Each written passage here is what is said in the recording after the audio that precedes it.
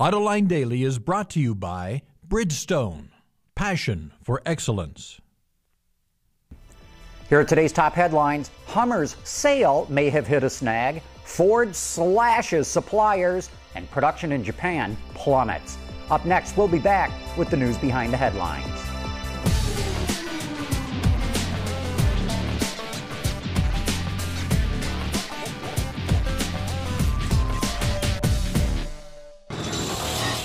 This is Autoline Daily for Thursday, June 25th, 2009, and now the news. Conflicting reports are coming out of China regarding the deal to buy Hummer. Reuters says the top National Development and Reform Commission will reject the bid of Sichuan Tengzhong to buy Hummer. It says the construction machinery company has no expertise to run a car company. However, China's Ministry of Commerce says the deal will go through, and other reports say the deal will be done before the month is over. Production numbers in Japan just came out, and the AP reports that automotive production plummeted last month as Japanese automakers were hammered by the global recession. Yesterday, Toyota announced its production was down 39%, the 10th straight month of decline.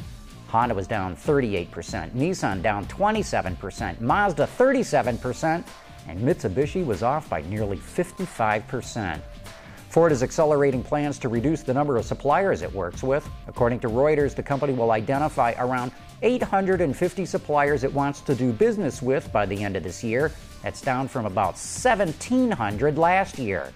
Ford says there's too much capacity, and it wants to work with a smaller number of healthier suppliers. In the long term, Ford plans to reduce the number of suppliers to about 750 companies. GM is going to build the Chevy Volt in China. According to Automotive Asia, the company will start building the Volt there in 2011 and will only sell those in China. The Volt begins production at GM's Hamtramck plant in Detroit next year, and GM will expand production around the globe once it says the Hamtramck plant cannot keep up with demand. This fall, BMW is launching a pair of diesel 7 Series models. The 740D features a newly developed twin-turbo straight-six engine. It delivers 306 horsepower and a tractor-trailer-like 442 pound-feet of torque. Icing on the cake is that the average fuel consumption should be right around 6.9 liters per 100 kilometers, roughly 34 miles to the gallon. A less powerful but cleaner and even more efficient 730D will also be offered. Beyond the new engines, the company's also offering an M Sports package on its flagship for the 2010 model year. No word yet if or when these monster oil burners will ever make it to the American market. Wards reports that the EU approved new tire and vehicle safety regulations that will go into effect over the next decade.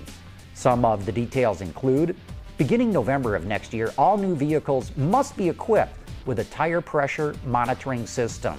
By November of 2012, new vehicles must meet tire rolling resistance and wet traction standards. By 2013, many commercial vehicles must feature emergency braking and lane departure warning systems. And by 2014, new vehicles are required to have stability control. Coming up next, we'll take a look at the new Renault Scenic, back in 15 seconds.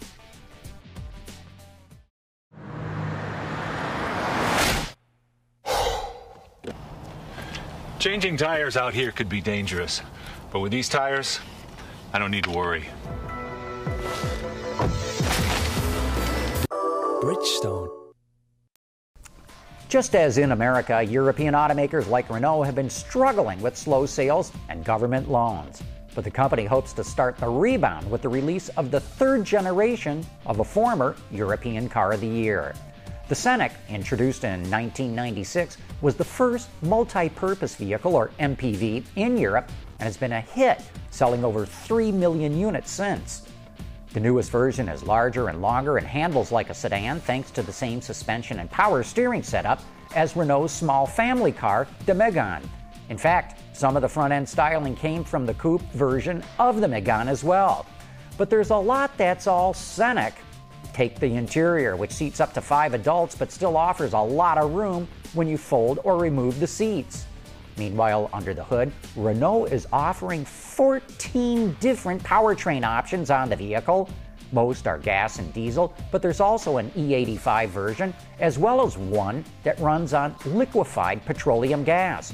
With so many choices, fuel economy's all over the map. However, the most effective gas engine clocks in at 7.1 liters per 100K, or 33 miles per gallon combined, while its diesel equivalent is obviously more efficient at 4.9 liters, or 48 miles per gallon combined. Of course, with so many choices, pricing for the Renault Scenic is all over the map as well, but a base MPV starts at about €16,500. That's about $23,000. It can top out at just over €27,000, about $38,000. And as you in Europe probably know, the Scenic is in showrooms right now. Hey, don't forget to tune in tonight for Autoline After Hours. Joining me and Peter DeLorenzo and Jason Vines will be Denise McCluggage, a real pioneer who's been a race driver, a columnist, a journalist, and who's one of the most interesting people I have ever met. She's also on a diesel crusade, so anyone interested in diesels will want to hear what she has to say. That's tonight at 7 p.m. Eastern. And that's it for today's top news in the global automotive industry. Thanks for watching. We'll see you tomorrow and tonight.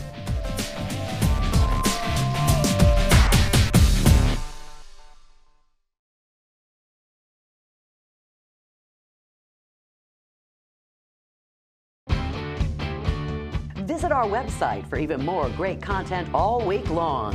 Autoline Extra, Dawn's Journal, podcasts, and even more. So click over and get the inside view at AutolineDetroit.tv.